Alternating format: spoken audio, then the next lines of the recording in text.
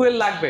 তারপরে দেখেন পালসার, যেটা বলতেছিলাম ভাইয়া 24-এর মাঝামাঝিতে নেওয়া। একটু জাস্ট ভাই যদি সামনের দিকে আসেন দেখেন, আর এখনো স্টিকারটা রয়েছে। নতুনের যে স্টিকারটা ভাইজান এটা কিন্তু এখনো খুলে নাই।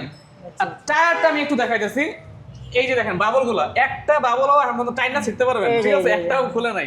এগুলো দেখলে বোঝা যায় যে এটা নতুন নতুন পিছনের টায়ারটা একটু জাস্ট দেখাই দেবো ভাইয়ার, একটু কষ্ট দিতেছি আমি। না না এটাকে আমরা বিস্কিট টায়ার বলি, কিন্তু এই যে মার্কিংটা কখন থাকে, এই যে গাঁটগুলো দেখেন। এখন অনেক মনে ভাই টায়ার কি আবার চেঞ্জ করে দিতেছে নাকি আমার ভাই, 24-এর বাইক 1 বছর হয় নাই এখনো, মানে মাঝামাঝিতে নেওয়া তো, ওইটাতে যদি টায়ার চেঞ্জ করা লাগে তাহলে চলতে হবে মিনিমাম 50,000 কিলো। অবশ্যই 1 বছর কি ভাই এই পালসার ওয়ান টেস্ট নিয়ে 50,000 কিলো চলা সম্ভব?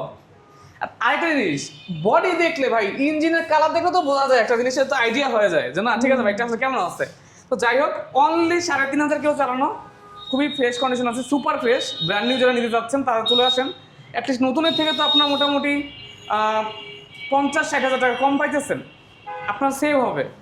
এটা এটা দামটা একটু বলে দেন। ওকে, এটা দাম পড়বে ভাই আপনার ভিডিওর জন্য অনলি 1,85,000 টাকা, শুধুমাত্র ভিডিওর জন্য।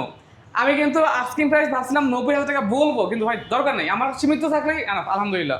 ওকে, তাহলে স্ক্রিনশট নিয়ে আসতে হবে ইনশাল্লাহ আইসা বললেই হবে যে ভাই শফিক ভাইয়ের আমি ভিডিও দেখে আসছি, তো Okay, thank তাহলে you. কিন্তু এবং অনার করা হবে।